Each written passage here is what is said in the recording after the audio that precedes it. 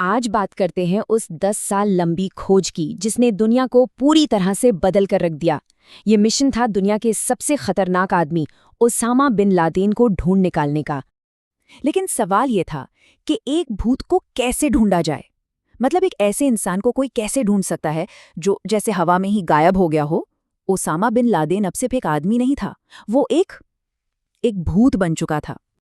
ये खोज ये कोई 1-2 दिन की बात नहीं थी, पूरे 10 साल लगे। 2001 में हुए हमलों और उसके बच निकलने से कहानी शुरू होती है। फिर आते हैं वो कई साल जब कोई सुराग ही नहीं मिला। लेकिन 2010 में जाकर एक बहुत बड़ी कामयाबी हाथ लगी और फिर मई 2011 में हुआ वो आखिरी छापा। तो हमारी कहानी शुरू होती है 9/11 हमलों के धुएं और मलबे के बीच से।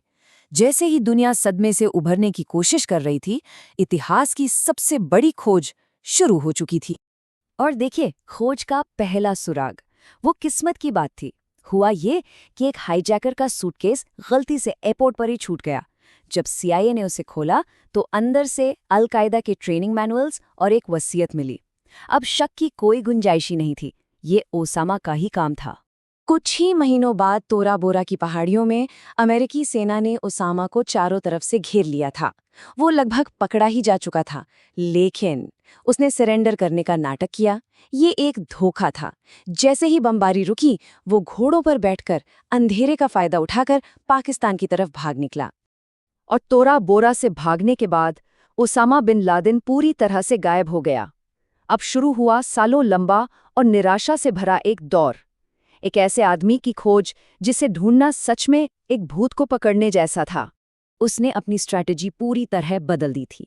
तोरा बोरा से पहले वो फोन, इंटरनेट सब कुछ इस्तेमाल करता था, लेकिन अब उसने हर तरह की टेक्नोलॉजी को हाथ लगाना ही बंद कर दिया।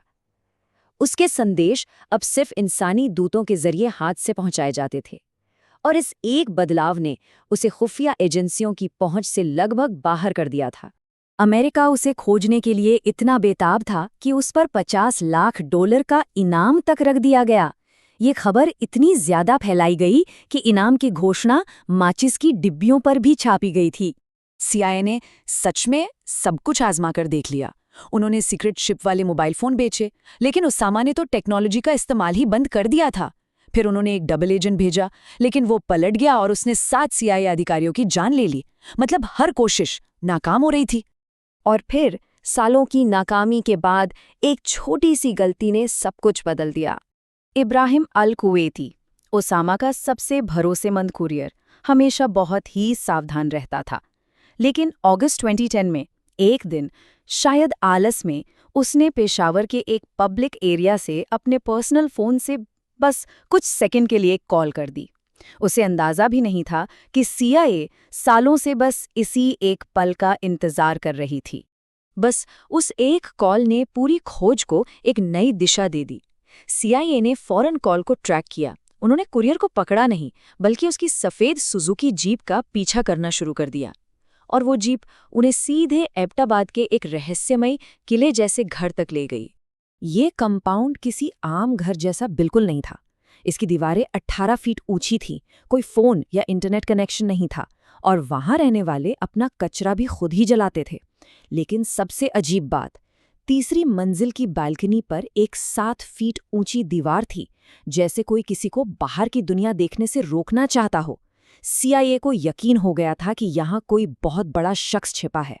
सारे सबूत उसी की तरफ इशारा कर रहे थे, लेकिन फिर भी सीआईए में हर कोई पूरी तरह से श्योर नहीं था। कुछ को 90% यकीन था, तो कुछ को सिर्फ 60%। ये एक बहुत बहुत बड़ा दांव था और उनके पास कोई पक्का सबूत नहीं था। तो पक्के सबूत के लिए सीआईए ने एक आखिरी कोशिश की, एक नकली वैक्सीनेशन कैंपेन। प्लान ये था कि बच्चों के डीएनए सैंपल मिल जाएं, लेकिन कंपाउंड के लोगों ने डॉक्टर को दरवाजे से ही वापस भेज दिया। ये कोशिश भी नाकाम रही। अब समय खत्म हो रहा था। बिना 100% सबूत के राष्ट्रपति ओबामा ने इतिहास का सबसे जोखिम भरा फैसला लिया, छापा मारने का। इस मिशन को कोड नेम दिया गया ऑपरेशन नेपच्यून स्फीयर। नेपच्यून मतलब नेवी सील्स और स्फीयर यानी भाला, जो एक सटीक और घातक हमले का प्रतीक था। अब पूरी कहानी सिमट कर सिर्फ 40 मिनट पर आ गई थी। आधी रात को 2 हेलीकॉप्टर पहुंचे और पहुंचते ही एक क्रैश हो गया। मिशन शुरू होते ही खतरे में पड़ गया। फिर भी टीम ने सिर्फ 40 मिनट के अंदर अपना काम पूरा कर लिया। आप सोचिए, मिशन शुरू होते ही लगभग खत्म हो गया था। एक स्टिल्थ हेलीकॉप्टर दीवार से टकराकर क्रैश हो गया। अब ये कोई सीक्रेट ऑपरेशन नहीं रहा था। टीम को मौके पर ही अपनी पूरी रणनीति बदलनी पड़ी। और फिर व्हाइट हाउस में वो संदेश पहुंचा जिसका 10 साल से इंतजार था। Geronimo EKI। जेरोनिमो ओसामा का कोड नेम, और EKI मतलब एनिमी किल्ड इन एक्शन, दुश्मन मारा गया। लेकिन मिशन अभी खत्म नहीं हुआ था। अब सबसे बड़ा सवाल ये था, क्या उन्होंने सही आदमी को मारा था? पहचान की पुष्टि 3 लेवल्स पर हुई। सबसे पहले मौके पर मौजूद उसकी पत्नी और बेटियों ने उसे पहचाना, और आखिर में DNA टेस्ट ने 100% पुष्टि कर दी। अब कोई शक बाकी नहीं बचा था। वैसे इतने बड़े मिशन के बीच एक अजीब सी भूल भी हुई। दुनिया की सबसे एलीट टीम जो हर हथियार से लैस थी, वो एक साधारण सा मेजरिंग टेप लाना ही भूल गई थी। बाद में राष्ट्रपति ओबामा ने मजाक में टीम को एक टेप तोहफे में भी दिया। लेकिन असली कहानी तो उस कंपाउंड से मिली हार्ड ड्राइव्स में थी। जानना चाहेंगे अंदर क्या था? खुद के बारे में डॉक्यूमेंट्रीज, बच्चों की वीडियो गेम्स और एडल्ट फिल्में। ये उस आदमी की कहानी का एक बहुत ही अजीब और विरोधाभासी अंत था, जिसने 10 साल तक पूरी दुनिया को दहशत में रखा था।